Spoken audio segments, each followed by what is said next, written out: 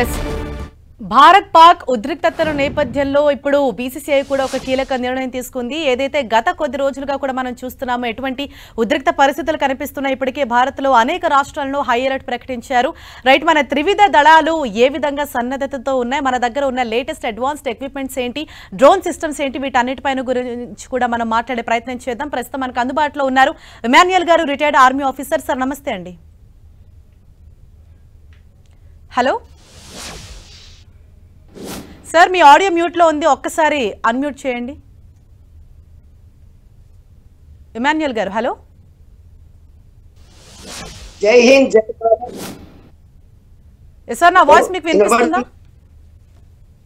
వినబడుతుందండి నా వాయిస్? వినిపిస్తుంది సార్. ఎస్ సార్, మీరు చూస్తున్నారంటే ఏవైతే గత కొద్ది రోజులుగా జరుగుతున్నాయి పరిస్థితులన్నిటి కూడా మీరు గమనిస్తూనే ఉండొచ్చు. పాక్ ఎంత దాడులు చేసినప్పటికీ కూడా ఏ విధంగా మన భారత్ సమర్థవంతంగా తిప్పికొడుతుందో మనం అబ్జర్వ్ చేస్తూనే ఉండొచ్చు. అయితే మన దగ్గర ఉన్న ఆర్మీ కావచ్చు, ఎయిర్ ఫోర్స్, నేవీ అంటే ఏ విధంగా సన్నద్ధతతో ఉన్నాయి. రేపొద్దున యుద్ధ వాతావరణమే ఇప్పటి వరకు కనిపిస్తూ ఉంది. రేపొద్దున యుద్ధమే జరిగితే ఎటువంటి పరిస్థితిని ఎదుర్కొనేందుకు భారత్ సిద్ధంగా ఉంది? జై భారత్, జై హింద్. 10 టీవీ ప్రేక్షకులు అందరికీ కూడా మాజీ సైనికుడు బిబి ఇమాన్యుయల్ తరపున శుభాభివందనాలు. ఈరోజు మీరు అడిగిన ప్రశ్నకు, రేపు రాబోయే రోజులు ఒకవేళ యుద్ధం అనేదే జరిగితే ఏ విధంగా పరిస్థితులు ఉంటాయని మరి 10 టీవీ ద్వారా ప్రేక్షకులను అందరినీ మీరు అడుగుతున్నారు, మమ్మల్ని కూడా అడుగుతున్నారు. కాబట్టి ఒక విషయం మాత్రం మేము చాలా క్లియర్గా చెప్పగలగమండి. ఒక మాజీ సైనికుడిగా అందులో మేము ఆల్రెడీ యుద్ధంలో పాల్గొని వచ్చాం. కాబట్టి నేను పాకిస్తాన్ బార్డర్, జైసల్మేర్, రావల్లా, పిండి, కాజువాలా, సియాచిన్ గ్లాసరీస్, అరుణాచల్ ప్రదేశ్, నా యొక్క సర్వీస్ మొత్తం కూడా నేను బార్డర్ ఏరియాలో మేము బొక్లహోమా, చైనా, పాకిస్తాన్లో మధ్యలో మేము చేశాం. కాబట్టి మేము ఉన్న పరిస్థితులలో, అంటే నేను 87లో రిటైర్ అయినాను, అప్పటి పరిస్థితులకు ఇప్పటి పరిస్థితులకు ఒక విషయం నేను భారతదేశ పౌరులకు అందరికీ కూడా నేను గర్వంగా చెప్పదలుచుకునేది ఏంటంటే, అది నేను పార్టీలకు అతీతంగా నేను మాట్లాడుతున్నాను. భారతీయ జనతా పార్టీ ఏ రోజైతే అధికారంలోకి వచ్చిందో ఆ రోజు నుంచి మన మిలిటరీ యొక్క ఎక్విప్మెంట్ ఈ రోజు ఏ రకంగా ఉన్నాయనంటే ప్రపంచ స్థాయిలో నంబర్ 1 ప్లేస్లో ఉన్నది మన యొక్క ఆర్మీ యొక్క ఎక్విప్మెంట్. మీరు ఇందాక అడిగారు, ఒకవేళ యుద్ధం అనేది కానీ వస్తే చూడండి, 10 టీవీ ద్వారా నేను ప్రజలందరికీ నేను తెలియపరిచేది ఏంటంటే, భారతదేశ సైనికులకు తగిన విధమైనటువంటి ఈ యొక్క ప్రభుత్వం ఉన్నదో, భారతీయ జనతా పార్టీ ఈరోజు సైనికులకు ఇచ్చిన ఎక్విప్మెంట్ ఎట్లున్నదని అంటే, అసలు నిజంగా యుద్ధం అనేది స్టార్ట్ అయితే మీరు రాసి పెట్టుకోండి, భారతదేశ చరిత్రలో ఒక సువర్ణ అక్షరాలతోని పాకిస్తాన్ అనే ఒక పేరు అసలు కంప్లీట్ ప్రపంచ పటంలో నుంచి పాకిస్తాన్ అనే ప్లేస్ ను తుది ముట్టింపబడుతుంది. ఇది నేను ఈరోజు నేను గర్వంగా చెప్పగలను. ఈ రోజు జరుగుతున్న ఈ యొక్క యుద్ధము మనం మామూలుగా చూస్తున్నాము ఒక 3-4 రోజుల నుంచి. ఏ రకంగా మన త్రివిధ దళాలే కానీ, మన ప్రైమ్ మినిస్టర్ గారు కానీ, హోమ్ మినిస్టర్, డిఫెన్స్ మినిస్టర్ మరియు ఎంతో మంది ఈ యొక్క అజిత్ దోవల్ గారు, మన ఫారెన్ మినిస్టర్ గారు, వీళ్ళు తీసుకుంటున్న యొక్క ఆలోచన విధానం ఏదైతే ఉన్నదంటే, అసలు ప్రపంచ దేశంలో ఇంతవరకు కూడా ఎవ్వరు కూడా ఈ యుద్ధ నీతిని మాత్రం ఎవ్వరు కూడా మరి ప్రాక్టీస్ చేయలేదని మాత్రం నేను సగర్వంగా చెప్తున్నా. ఎందుకనంటే వాళ్ళు కేవలం ఏం చేసిండ్రు, ఉడత ఊపులకు చింతకాయలు రాలవన్నట్టు ఏదో 1-2 యాక్షన్స్ చేశారు. కానీ భారతదేశం ఎటువంటిదంటే, మేరా భారత్ మహాన్ అనే విధంగా దయగలిగినది, అదే విధంగా కఠినంగా కూడా వ్యవహరించగలదు అనే ఒక సామెత మన యొక్క భారతదేశానికి ఉన్నది. ఏమంటారు, కుత్తేకాయన ఇగో కుక్క కాటుకు చెప్పు దెబ్బ అని అంటారు. ఈ పాకిస్తాన్ ఎటువంటి నీతి కలిగింది అని అంటే, అసలు అది నిర్మించబడిన విధానమే తప్పు ఆలోచనతో నిర్మింపబడింది. భారతదేశానికి స్వాతంత్రం వచ్చింది, కానీ అది చాలా నిస్వార్థమైన మన నాయకులతో వచ్చింది. కానీ పాకిస్తాన్ ఏంటంటే కుట్రలతోని జియా ఆయన ఎవరు మన చిన్న కుట్రతోని ఆఖరి మూమెంట్లో కూడా పాకిస్తాన్ వాళ్ళ వక్ర బుద్ధి ఈ రోజు వరకు అట్లనే ఉన్నది. ముఖ్యంగా ఇప్పుడు మామూలుగా దాడులు జరుగుతున్నాయి. నిజంగా ఇప్పుడు జరుగుతున్నది కేవలం ఏంటంటే మన ప్రధాని కానీ, డిఫెన్స్ మినిస్టర్ కానీ, త్రివిధ దళాల యొక్క అధికారులు కానీ ఎందుకు వాళ్ళకి ఇంకా కూడా ఛాన్స్ ఇస్తున్నారంటే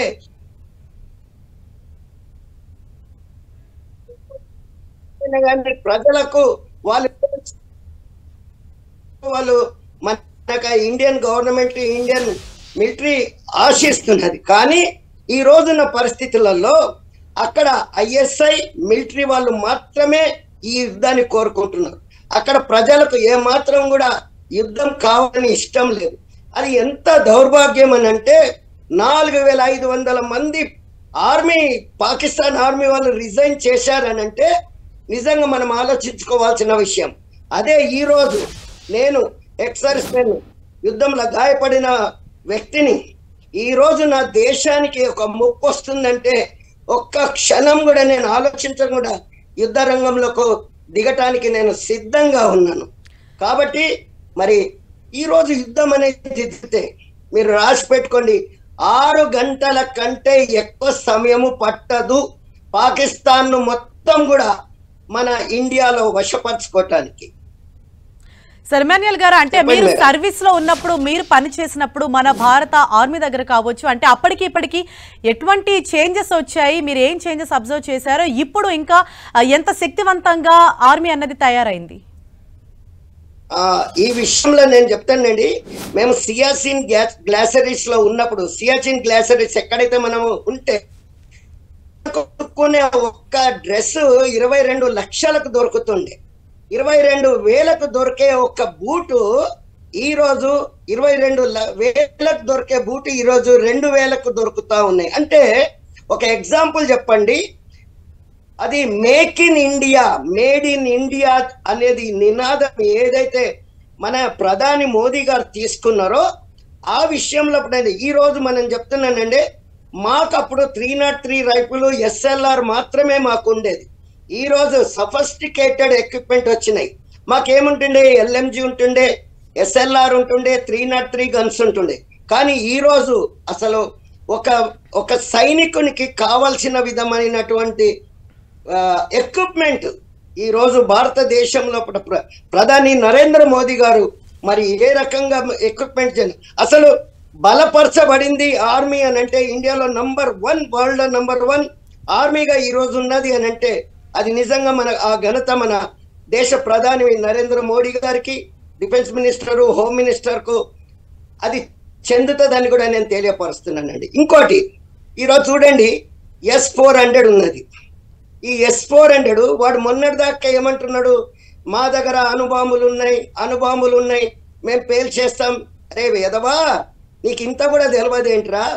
అలనాడు మన ప్రధాని అటల్ బిహారీ వాజ్పేయి గారు ఏమన్నారండి, వాడు అణుబాంబు వేస్తే ఒక్క ఊరు పోతుంది మాది, కానీ మేమేస్తే ఏమవుతుందో తెలుసా, అది కంప్లీట్ పాకిస్తానే మొత్తం తుడుచుకపోతుంది అని అన్నాడు.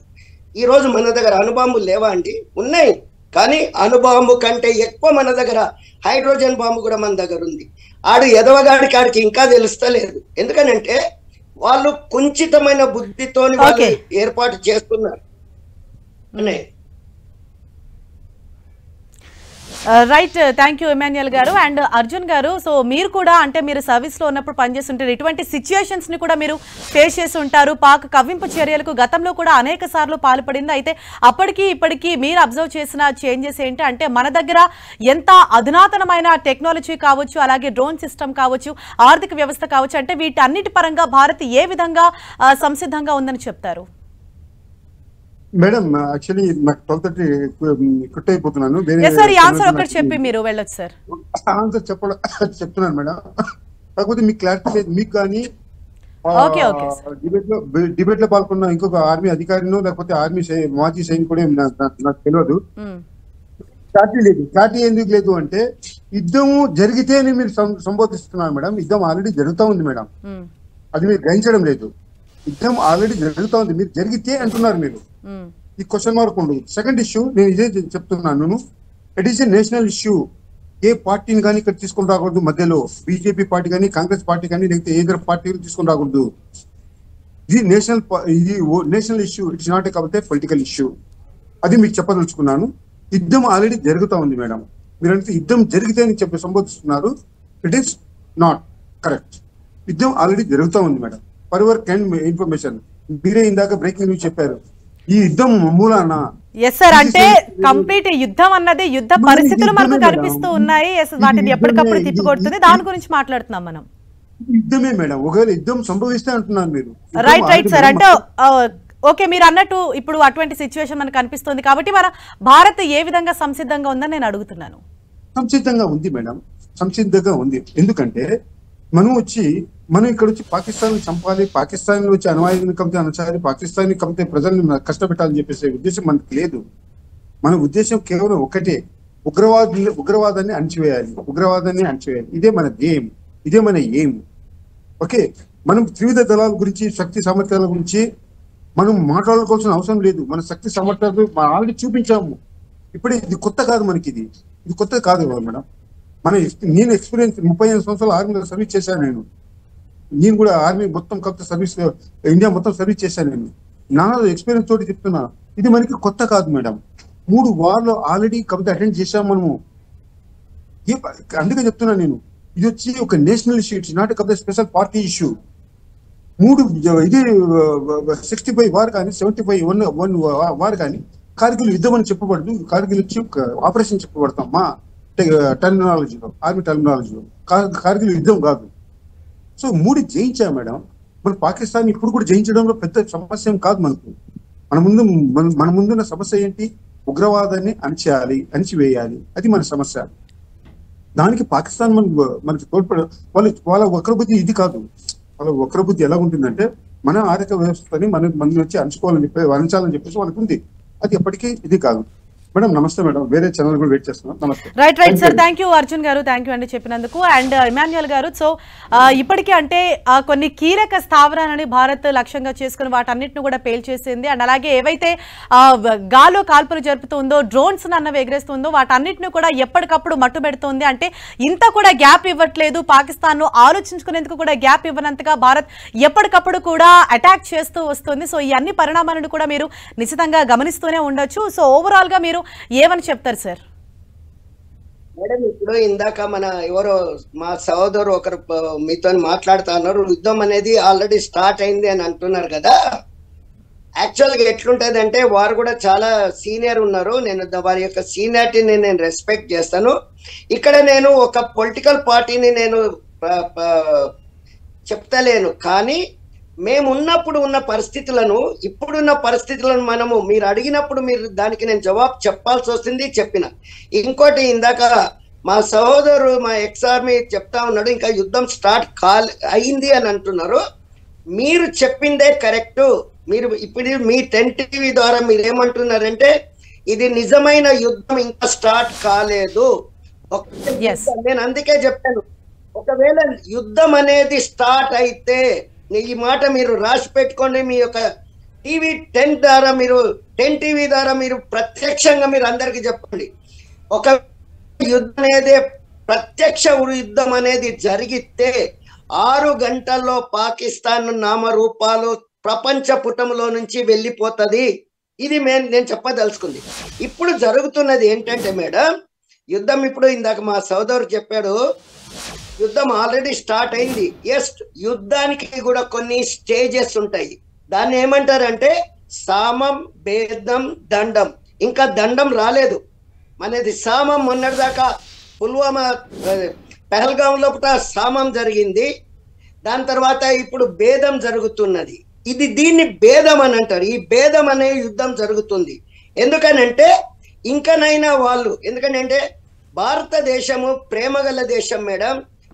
భారతదేశానికి కూడా ఈ మాట తెలుసు, మన యొక్క పాలకులకు ఈ మాట తెలుసు. ఒకవేళ మేము యుద్ధం అనేది ప్రకటిస్తే అక్కడ ఆర్మీ అధికారులు కాదు చనిపోయేది, అక్కడ పొలిటికల్ లీడర్లు కాదు చనిపోయేది, మన యొక్క భారతదేశ ప్రధాని, మన యొక్క అధికారులందరూ కూడా అక్కడ ప్రజల యొక్క ప్రాణాల గురించి ఆలోచించి ఇంకా థర్డ్ స్టెప్ తీసుకుంటలేరనేది నా ఉద్దేశం, నేను చెప్తున్నా. కాబట్టి మీరు అడిగిన విషయంకు ఒకవేళ యుద్ధం అనేదే జరిగితే ఫస్ట్ పాయింట్ 6 గంటల్లో పాకిస్తాన్ నామరూపాలు భారతదేశం తుడిచి పడేస్తుంది. ఈరోజు ప్రపంచ దేశాలన్నీ కూడా మీరు చూడండి, యుద్ధం కాదు, మొన్న సర్జికల్ స్ట్రైక్ రాత్రి 1 గంటకు జరిగినప్పుడు 9 స్థావరాలు వేసినప్పుడు మన భారతదేశం యొక్క నీతి చూడండి, ప్రతి కంట్రీకి ఇన్ఫార్మ్ చేసింది. చూడండి, మేము పాకిస్తాన్ మీద మేము అటాక్ చేస్తలేము, మేము కేవలము ఈ టెర్రరిస్ట్ గ్రూప్స్ క్యాంప్స్ ఎక్కడెక్కడైతే ఉన్నాయో అక్కడ మాత్రమే మేము చేస్తున్నాం అనేది విజువల్స్ పంపించిండ్రు, దాని ఎవిడెన్స్ పంపించిండ్రు. ఎందుకనంటే రేపు యుఎన్ఓలో కూడా మరి ఒకవేళ క్వశ్చన్ లేపితే భారతదేశం జవాబు చెప్పుకునే స్థాయిలో ఉండాలా. కాబట్టి వాళ్ళు ఏం చేసిండ్రు, మన ఇండియా వాళ్ళకు మొదట స్థావరాల మీద కొట్టి, ఇంకోటండి ఎల్ఓసి ఎల్ఏసి ఈ రెండింటిని దాటుకొని పోవడం జరిగింది. ఎందుకు పోవడం జరిగింది అని అంటే, ఒక పిఓకేలేనే ఇవి లేవండి, ఏది మన టెర్రర్ గ్రూపులు లేవు. పిఓకే దాటిన తర్వాత ఇప్పుడు చూడండి, మసూద్ ఉన్నాడు, అసద్ ఉన్నాడు, వీళ్ళందరినీ అప్పుడు కాందహార్ ప్లేన్ హైజాక్ దొంగన కొడుకులు మా రక్తం ఉడుకుతున్నదండి. మేము చేసిన తప్పేంటి తెలుసా, ఇటువంటి దొంగన కొడుకులను పట్టుకొని చంపేయాల్సిందే. మేము ఆ రోజు మేము చంపేస్తే మాకు కాందార్ హైజాక్ కాకపోతుండే, ఆ రోజు మేము చంపేస్తే ఈ 26/11 కాకపోతుండే, ఆ రోజు ఈ మసూద్ వీళ్ళందరినీ మేము జైల్లోనే చంపేసింటే అది ఎన్కౌంటర్ చేసేయాల్సిందే. కానీ ఆ రోజు మరి ఎందుకు మరి వాళ్ళని పట్టుకొని ఎవిడెన్స్ కోసం మేము పెట్టుకోవాల్సి వచ్చింది. కసబ్ను పట్టినామండి, వానికి ఎన్ని కోట్లు మనం ఖర్చు పెట్టాల్సి వచ్చింది. నేను ఒకటే చెప్తున్నా, ఇంకా పాకిస్తాన్కు ప్రపంచ దేశాలకు పాకిస్తాను ఈ ఉగ్రవాదాన్ని పెంచి పోషిస్తుంది అనే దానికి ఆధారాలు మా ఇండియాకు చూపవలసిన అవసరం లేదు. నేను ఒక భారతదేశ పౌరునిగా ఈ రోజు కూడా నేను పెన్షన్ తీసుకుంటున్నా. ఐఎమ్ ఇండియన్ ఆర్మీ సోల్జర్ను. నేను చనిపోయేంత వరకు కూడా దాని రుణాన్ని నేను తీసుకోవాలా. కాబట్టి ఇది యుద్ధం జరుగుతుంది, జరగాల. పాకిస్తాన్ కంప్లీట్ మళ్ళా భారతదేశం లోపలనే కలుపుకోవాలనేది నా ఉద్దేశము. రెండోది మేడం, ఇందాక అంటున్నారు సఫిస్టికేటెడ్ ఏమి మార్పులు అంటున్నారు. మేడం ఈరోజు చూడండి, వాళ్ళు ఎన్ని డ్రోన్లు పంపించిండ్రు, ఎన్ని ప్లేన్లు పంపించిండ్రు. మనోళ్ళకి ఎక్కడన్నా కానీ ఏమన్నా కొద్దిగా జరుగుతాయండి. ఇప్పుడు మామూలుగా మనం చిన్న కొట్లాట జరిగినప్పుడే ఏదో ఒక నష్టం జరుగుతుంది. కానీ రిటాలియేషన్ అనేది ఏది S-400 ఉన్నది చూడండి, అది ఎట్లా డ్రోన్లను తిప్పి కొడుతున్నది. కానీ మనోళ్ళు ఎట్లా పోయినాయి కంప్లీట్. ఇందాక మీ 10 టీవీలనే ఎంత భయానకరమైన ఇస్లామాబాద్ కానీ, పేషావర్ కానీ, కోట్ కానీ ఇక్కడ జరుగుతున్న ఆ ప్రజల అహంకారాలు మీరు చూడండి. అది చూసి ఇంకా థర్డ్ స్టేజ్ లో మనం రాలేదని మీకు తెలియపరుస్తున్నా.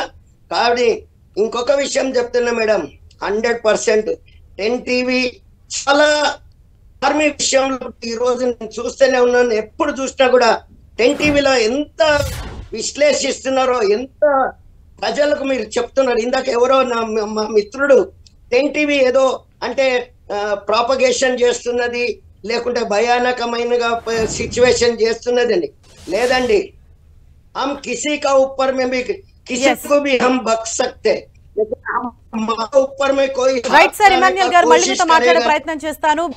దేశంలోని అనేక రాష్ట్రాలను హైలైట్ చేయడంతో పాటు పలు విమానాశ్రయాలను సైతం మూసివేశారు. అలాగే బీసీసీఐ కూడా IPL ను నిరవధికంగా వాయిదా వేసింది. మరోవైపు ఇటు సామాన్య ప్రజలకు సైతము కొన్ని హెచ్చరికలు జారీ చేసింది. ఏ విధంగా సురక్షితంగా ఉండాలి, సురక్షిత ప్రాంతాలకు ఏ విధంగా వెళ్ళాలి. అలాగే ఇప్పటికే పలు రాష్ట్రాల్లో పలు ప్రాంతాల్లో మాక్ డ్రిల్స్ సైతం నిర్వహించారు, సైరన్స్ ను సైతం మోగించారు. ఏ విధంగా విధంగా అలర్ట్ అవ్వాలి అన్న విషయాలకు సంబంధించి ప్రజలకు అవగాహన సైతం కల్పిస్తూ ఉన్నారు. రైట్, మరిన్ని విషయాలు మనం మాట్లాడదాం. ఇమాన్యుయల్ గారు మనకు అందుబాటులో ఉన్నారు. ఇమాన్యుయల్ గారు, అంటే గతంలో ఎన్నడూ లేని విధంగా, అంటే గతంలో కూడా 3 సార్లు ఇటువంటి సిచ్యుయేషన్సే వచ్చాయి. అంటే మీరు సర్వీస్లో ఉన్న టైంలో కూడా ఇటువంటి సిచ్యుయేషన్స్ వచ్చినప్పటికీ ఈసారి అంటే యావత్ దేశంలో ఉన్న ప్రజలందరూ కూడా ఐక్యంగా ఉన్నారు. అంటే ఎటువంటి సిచ్యుయేషన్ వచ్చినా ఫేస్ చేసేందుకు వాళ్ళంతా చాలా రెడీగా ఉన్నారు.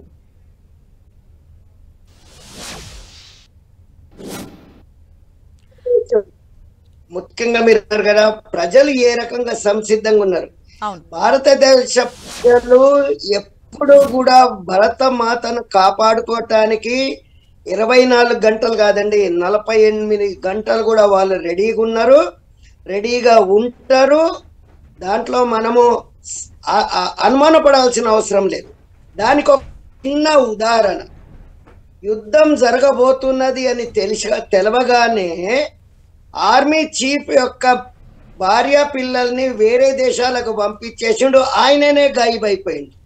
అందులోను ఎవరైతే ఆర్మీలో పని చేస్తున్నారో వాళ్ళే 4500 మంది సర్వింగ్ సోల్జర్స్ రిజైన్ చేసుకున్నారు. మూడవ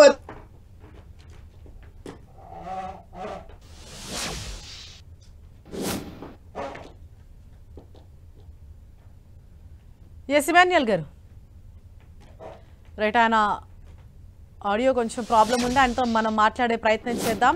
ఇప్పటికే మనం చూస్తూ ఉన్నాము ప్రధానమంత్రి నరేంద్ర మోదీతో సమీక్ష సమావేశం కొనసాగుతోంది. ఇటు హోంమంత్రి అమిత్ షా, అలాగే రాజ్నాథ్ సింగ్, ఇటు త్రివిధ దళాధిపతులు, అలాగే జాతీయ భద్రతా సలహాదారు అజిత్ దోవల్ వీరందరూ కూడా ఈ భేటీలో పాల్గొన్నారు. సరిహద్దు వద్ద నెలకొన్న తాజా పరిస్థితులకు సంబంధించి కూడా ప్రధాని మోదీకి వివరిస్తూ ఉన్నారు. ఇప్పటికే ఏ విధంగా భారత్ పాక్ చేసే దాడికి సంబంధించి ఏ విధంగా ఎదురుదాడి చేస్తోంది, ఏ విధంగా తిప్పికొడుతోంది, అలాగే నిన్న రాత్రి జరిగిన దాడికి సంబంధించి కావచ్చు, ఇలా ప్రతి ఒక్క విషయం పైన కూడా ఎప్పటికప్పుడు ఈ సమీక్ష సమావేశంలో ప్రధాని మోదీకి వివరిస్తూ ఉన్నారు. ఆయన తదుపరి ఆదేశాల మేరకు ప్రతి ఒక్క అంటే ఈ ఆపరేషన్ సింధూర్ 2.0 అనేది కూడా సమర్థవంతంగా నిర్వహించేందుకు ఇప్పటికే భారత ఆర్మీ అనేది సిద్ధంగా ఉంది. త్రివిధ దళాలు సైతం సంసిద్ధతతో ఉన్నాయి. ఇటు గాల్లో డ్రోన్స్ ని కూల్చివేసే S-400 కావచ్చు, అలాగే నేవీ పరంగా కావచ్చు, అలాగే భారత ఆర్మీ అంటే ఇటు సైనిక పరంగా అంటే ప్రతి చోట కూడా త్రివిధ దళానికి సంబంధించి కూడా ఎంత పటిష్టంగా భారత్ ఉందో ఈ పాటికే పాకిస్తాన్కు అర్థమైపోయింది. కాబట్టి పాక్ ఏం చేయలేని ఒక నిస్సహాయత స్థితిలోకి అయితే వెళ్ళిపోయింది. మొదట అంటే దీన్ని అంతటికంటే ముందు నుంచే యుద్ధం అంటూ భారత్ పైన యుద్ధం చేస్తామంటూ ప్రేరేపణలు చేసిన పాకిస్తాన్ ఇప్పుడు తోక ముడుచుకుంది. భారత్ నుంచి ఇటువంటి రియాక్షన్ అనేది పాకిస్తాన్ అసలు ఎక్స్పెక్ట్ చేయలేదు. కనీసం వాళ్ళ దగ్గర మన దగ్గర ఉన్నంత ఆయుధ సామాగ్రి కావచ్చు, అలాగే సైన్యం కూడా వాళ్ళ దగ్గర తగినంత లేదు. కానీ ఉత్తి మాటలకు మాత్రం గొప్ప గొప్ప ప్రేలాపనలకు పోయి చివరకు చెతికెలు పడిపోయింది పాకిస్తాన్. భారత్ చేస్తున్న వంటి ఈ అటాక్స్ ను చూసి తోక ముడిచింది. ఇప్పటికే పాకిస్తాన్ ప్రధాని ఎక్కడికి వెళ్ళిపోయారో కూడా అడ్రస్ లేని సిచ్యుయేషన్ నెలకొంది. పాకిస్తాన్ లో ఎటువంటి పరిస్థితులు నెలకొన్నాయంటే సొంత పాకిస్తాన్ లోని ప్రజలే అక్కడి పరిస్థితిని తీవ్రంగా వ్యతిరేకిస్తున్నారు అంటేనే అక్కడ సిచ్యుయేషన్ ఏంటి అన్నది మనకు అర్థమవుతోంది. ఇమాన్యుయల్ గారు, అంటే మీరు అప్పటికి ఇప్పటికీ చేంజెస్ అంటే మన దగ్గర ఇప్పుడు వచ్చిన వంటి అధునాతన కొత్త ఆయుధాలు ఏంటండి, ఏం చేరే మన భారత్ లో? చూడండి, ఈ రోజు మామూలుగా మీరు అడుగుతున్న ప్రతి ప్రశ్నకు గాని అప్పటికి అని అంటే 2014 ముందు ఇందాక మా సోదరుడు ఒక మాట మాట్లాడితే వాళ్ళకి ఎవరికో కొద్దిగా బాధ అనిపిస్తున్నది. కానీ ఒకటి గుర్తుపెట్టుకో,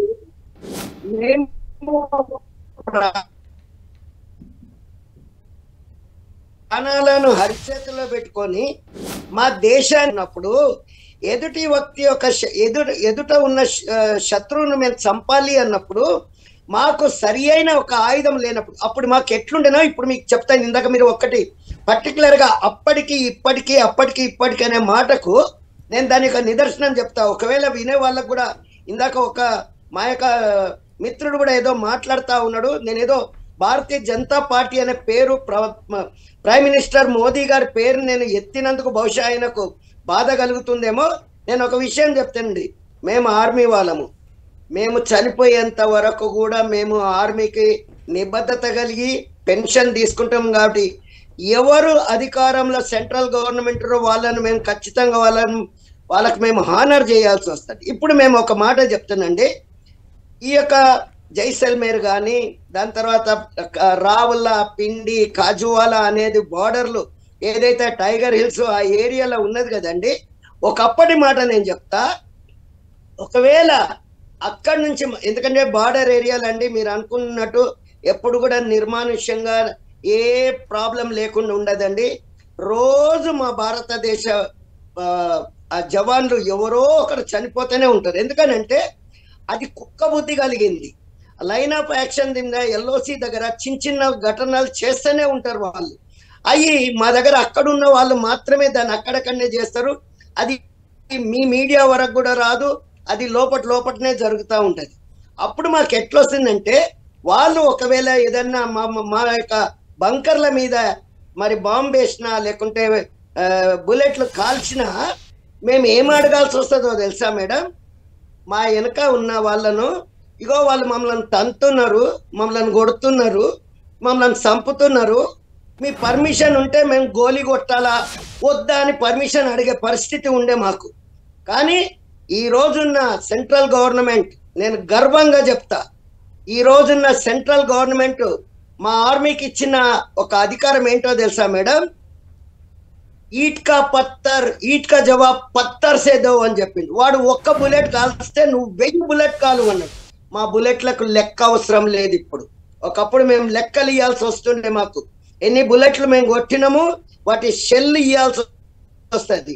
అంటే నేను దెబ్బ తగిలించుకోవాలా, గాయపరచాలా, నేను కొట్టిన బుల్లెట్ను నేను మళ్ళా ఏరుకొని తీసుకొచ్చి నీకు లెక్క అప్పచెప్పాలా. ఇది అప్పుడుండే మాకు. కానీ ఇప్పుడున్న విషయంలో మాకు ఆ యొక్క లెక్క పెట్టే అవసరమే లేదు. మేము ఎంత శత్రువులను కాల్చినా మాకు లెక్క అవసరం లేదు. కేవలం మాకేమని ఇచ్చిండు? భారతదేశ సరిహద్దులను కాపాడాలా madam. Right. Thank you Emmanuel గారు. రైట్, సోషల్ మీడియాలో తప్పుడు వార్తలు కుప్పలు తెప్పలుగా వైరల్ అవుతున్నాయి. కానీ నిజమైన ఖచ్చితమైన వార్తల కోసం చూస్తూనే ఉండండి 10 TV, the unbiased news channel.